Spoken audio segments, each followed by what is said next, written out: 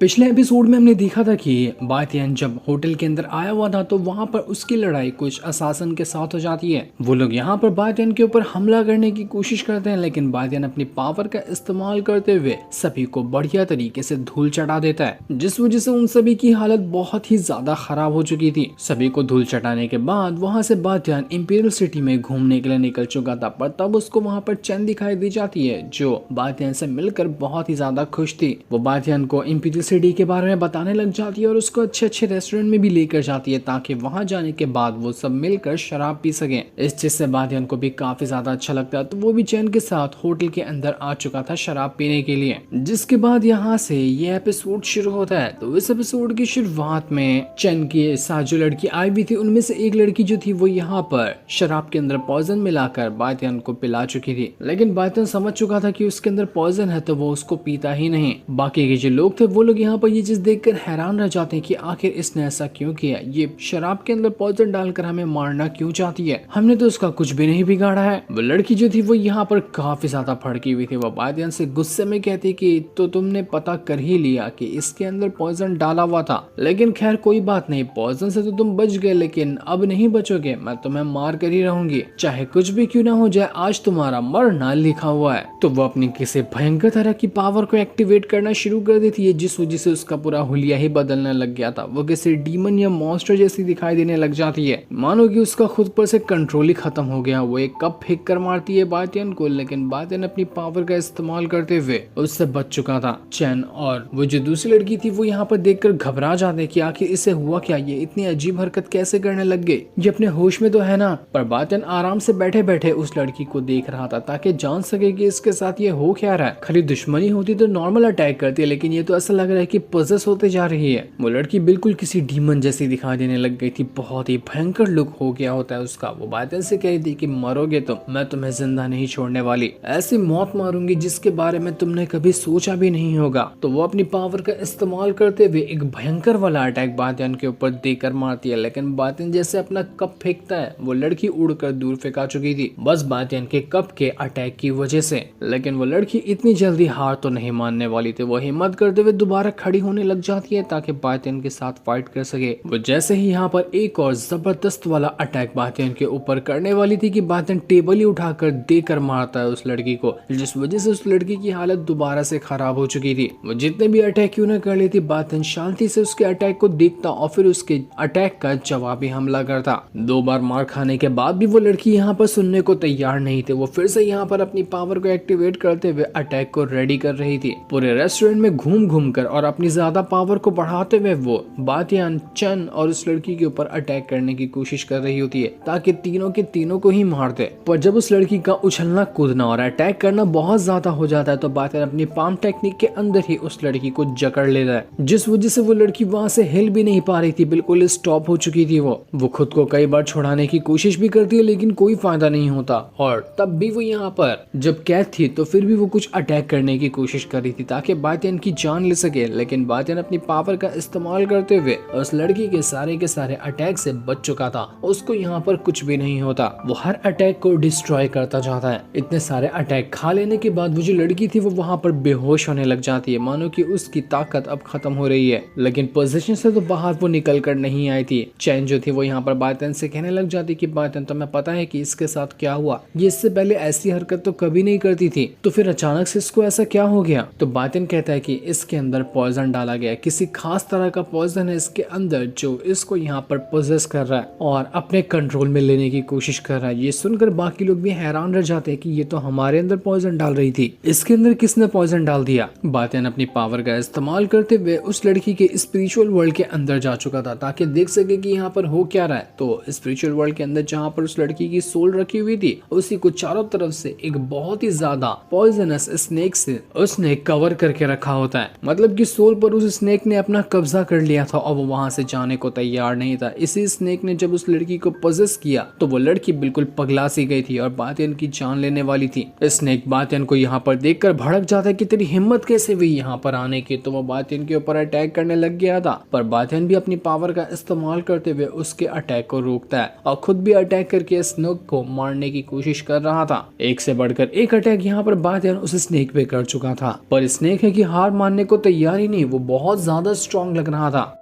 बातियन के ice lotus के attack को भी वो बड़ी आसानी के साथ रोक रहा होता है, जिस वजह से बातियन के अटैक कमजोर लग रहे थे, लेकिन फिर भी बातियन हिम्मत नहीं हारता। वो स्नेक को तो यहाँ पर मार कर ही रहेगा, चाहे कुछ भी क्यों ना हो जाए। तो वो अपने अटैक को और ज्यादा स्ट्रॉन्ग बनाते हुए अब यहाँ पर स्नेक के ऊपर हमला शुरू कर देता है। उसके हर एक अटैक यहाँ पर पहले से भी ज्यादा भयंकर लग रहे थे, लेकिन इस चीज से स्नेक भी गुस्से में आ चुका था। तो वो भी यहाँ पर बातियन के ऊपर एक से बढ़कर एक अटैक करना शुरू कर देता है। वो तो यहाँ पर एक अटैक करते हुए सीधा बातियन को निगल ही जाता है, उसने बातियन को ही खा लिया। जो देखकर उस लड़की की जो सोल वहां पर मौजूद होती है वो घबरा जाती है कि बातियन तुम ठीक तो हो ना, तुम्हें क्या हुआ, तुम्हें इसके अंदर से बाहर निकलना पड़ेगा। लेकिन वो स्नेक तो यहाँ पर अंदर से बातियन को बाहर निकालने को तैयार ही नहीं। उसे लग रहा था कि बातियन को खाकर वो उसको डाइजेस्ट कर जाएगा, लेकिन ये उसकी सबसे बड़ी गलती थी। बातियन अंदर जाते साथ ही अंदर ये खलबली मचाना शुरू कर देता है, जिस वजह से उस स्नेक की हालत खराब होने लग गई थी। बातियन दौड़ा दौड़ा कर उस स्नेक को यहाँ पर मार रहा था, जिस वजह से स्नेक को अपनी गलती का एहसास होने लग जाता है कि भाई साहब भारी मिस्टेक हो गया इस बातियन को निगल कर, ये तो अंदर से मेरे सामान को छलनी कर चुका है। वो उल्टी करते हुए बातियन को निकालने की कई बार कोशिश करता है, लेकिन बातियन तो बाहर आने को तैयार ही नहीं, जब तक कि वो अंदर से पूरा फाड़ न दे उस स्नेक को। पागलों की तरह चिल्लाते हुए तड़पते हुए वहां पर स्नेक की हालत खराब हो जाती है और तब उसको फाड़ कर बातियन बाहर निकल कर आता है, जिस वजह से वो स्नेक यहाँ पर अपना दम तोड़ चुका था। स्नेक यहाँ पर मारा गया। बातियन ने बड़ी आसानी के साथ उस इतने खतरनाक वाले स्नेक की जान ले ली, जो देखकर उस लड़की की सोल बड़ी खुश होती कि फाइनली बातियन ने मुझे यहाँ पर बचा लिया। उसकी हालत काफी ज्यादा खराब भी लग रही थी, क्योंकि जब से स्नेक ने उसके ऊपर कब्जा किया था तो बातियन यहाँ पर जाकर उसको संभालता है और उससे कहता है कि सब ठीक हो गया, तुम्हें टेंशन लेने की जरूरत नहीं है। तो ये देखकर वो लड़की जो थी वो यहाँ पर बातियन का शुक्रिया करती कि बातियन तुमने यहाँ पर मेरी जान बचाई है। न जाने कब से इस स्नेक ने मेरे स्पिरिचुअल वर्ल्ड के अंदर कब्जा किया था और मुझे तकलीफ देता था,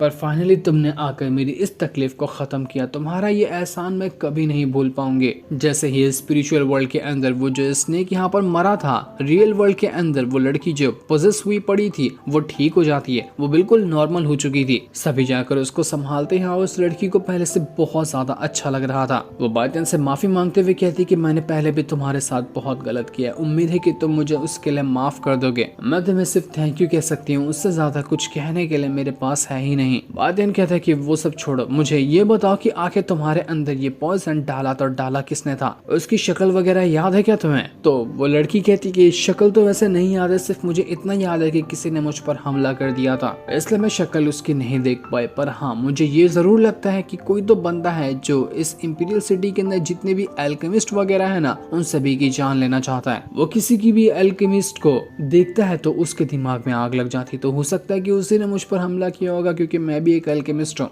बातियन ये सुनकर हैरान आ चुका था कि अरे हाँ, इस हिसाब से तो मैं भी एक एल्केमिस्ट हूँ, तो वो बंदा मेरे पास भी आता ही होगा ना मुझे भी मारने के लिए, फिर उससे उस टाइम आमना सामना हो ही जाएगा। पर तभी घर के अंदर से बातियन को कोई भागते हुए नजर आता है, जो बातियन के ऊपर काफी टाइम से नजर रखे हुए था। तो ये देखकर बातियन तुरंत ही उसके पीछे जाता है कि क्या पता यही वो बंदा हो जो एल्केमिस्ट को मारने के काम में लगा हुआ है, हाथ लग जाए तो उधर ही काट पीट कर अलग कर दूंगा उसको। तो वहीं हम दो लड़कियों को देखते हैं जो इंपीरियल सिटी के बाजार में घूम रही होती हैं। ये लोग भी पहले बातियन से मिल चुके थे, तो वो यहाँ पर आकर बातियन की ही तारीफ कर रहे होते हैं कि तुम्हें पता है बातियन की कल्टीवेशन स्किल जो है ना वो कितनी ज्यादा कमाल की है, उस जैसी कल्टीवेशन स्किल वाला बंदा मैंने अपनी लाइफ में कभी नहीं देखा था। वो कितना ज्यादा हैंडसम है, कितना ज्यादा पावरफुल है, उसकी पावर का, उसकी सुंदरता का कोई हिसाब ही नहीं लगाया जा सकता। काश एक बार वो हमें मिल जाए तो मजा ही आ जाए। तो दूसरी लड़की पहली लड़की का मजाक उड़ाते हुए कहती कि ओ अच्छा, इसका मतलब तुम बातियन को पसंद करने लग गई हो, तभी तो तुमने अभी 1 मिनट की बात के अंदर 10 बार बातियन का नाम ले लिया।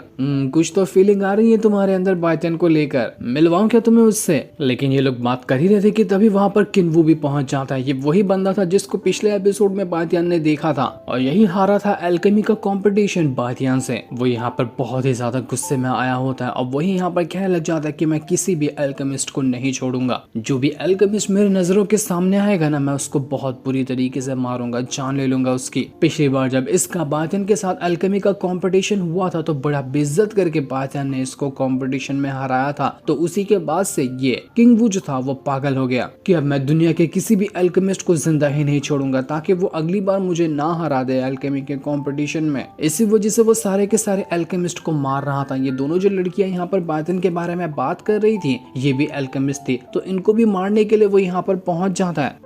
और ये किन्वू ही बातियन के ऊपर नजर रखे हुए था, जिसके पीछे बातियन भागा था, तो मतलब बातियन भी किसी भी टाइम यहाँ पर पहुंचता होगा। किन्वू अपनी पावर का इस्तेमाल करते हुए उन दोनों लड़कियों के ऊपर अटैक करने की कोशिश करता है। वो लड़कियां भी उसके ऊपर अटैक करने वाली थी, लेकिन उसके अटैक का कोई भी असर नहीं होता। किन्वू यहाँ पर बहुत ज्यादा भड़का हुआ था और अपनी पावर का इस्तेमाल करते हुए एक से बढ़कर एक अटैक वो करना शुरू कर देता है। वो उससे कहता है कि तुम लोग यहाँ पर स्ट्रगल करना खत्म कर दो, क्योंकि तुम्हें पता ही है कि तुम मेरे सामने नहीं टिक पाओगे। मेरी पावर इतनी ज्यादा है कि वो तुम सबको चुटकियां बजाते हुए खत्म कर सकती है। मैं तुम जैसे मामूली एल्केमिस्ट को तो ऐसे ही मार दूंगा, तो कोशिश करना खत्म करो, तुम मेरा मुकाबला नहीं कर सकती हो। लेकिन वो लड़कियां तो यहाँ पर हार मानने को तैयार ही नहीं, क्योंकि उनको पता था कि वो यहाँ पर कमजोर पड़ी तो पक्का ये किन्वू उनकी जान ले लेगा। वो लोग यहाँ पर एक से बढ़कर एक अटैक का इस्तेमाल करते हुए उस किन्वू के ऊपर अटैक करने की कोशिश करते हैं, लेकिन कोई फायदा नहीं हो रहा था। किन्वू तो यहाँ पर हार मानने को तैयार ही नहीं। वो अपनी पावर का इस्तेमाल करते हुए एक से बढ़कर एक अटैक यहाँ दोनों लड़कियों के ऊपर कर रहा था। वो कहता है कि देख लेना, वो टाइम जरूर आएगा जब मैं दुनिया का नंबर 1 एल्केमिस्ट बनकर दिखाऊंगा,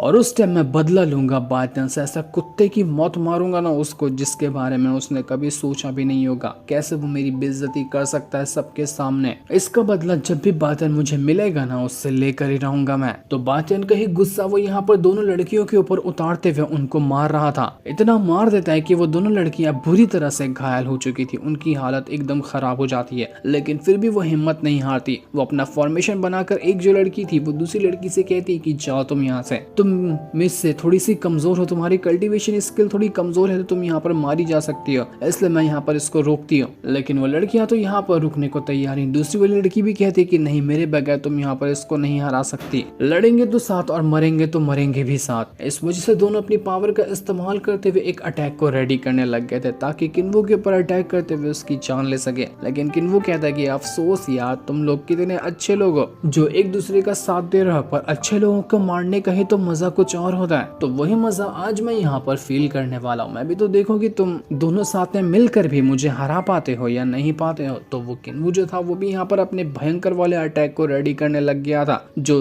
पहले तो यहाँ पर उन दोनों के अटैक को ही पूरा निगल जाता है। उन लड़कियों ने जो अटैक किया था उसको पहले खाने के बाद वो धुआं बनाते हुए वो अटैक को सीधा उनके ऊपर ही भेज देता है कि लो जरा अपने ही अटैक का टेस्ट तुम खुद भी तो करो। वो लड़कियां यहाँ पर अटैक कर करके थक चुकी थी, लेकिन एक भी अटैक का असर उस किन्वू के ऊपर हो ही नहीं रहा था, मानो कि पत्थर का वो इंसान हो। और अटैक कुछ भी क्यों ना कर लो, कुछ होगा ही नहीं उसको। वो कहता है कि मैंने कहा ना, कोशिश करना बंद करो, तुम्हारी पावर मेरे आसपास भी नहीं है, तो तुम मुझसे यहाँ पर मुकाबला नहीं कर सकती। वो यहाँ पर अपने अटैक का इस्तेमाल करते हुए जो उन लड़कियों ने अटैक किया था उनको भी डिस्ट्रॉय कर देता है, वो भी भयंकर तरीके से। वो दोनों लड़कियां अपनी हिम्मत हार चुकी थी। अगर जल्दी यहाँ पर कुछ नहीं किया गया तो पक्का उन दोनों लड़कियों की जान जा सकती है, क्योंकि ये किन्वू यहाँ पर उन लोगों को नहीं छोड़ेगा। पर तभी वहाँ पर बातियन पहुंच चुका था, जिसको लड़ाई की आवाज आ जाती है, तो वो तुरंत भाग कर जाता है कि यहाँ पर हो क्या रहा है। उसको वहाँ पर किन्वू दिखाई देता है जो दोनों लड़कियों को मार रहा था। तो बातियन उससे कहता है कि ओए पुराने यार, भूल गया क्या मुझे, या फिर अभी तक कि मैं तुझे याद हूँ? कुछ मदद चाहिए क्या इन लड़कियों को मारने में मेरी, तो मैं मदद करने को तैयार हूँ।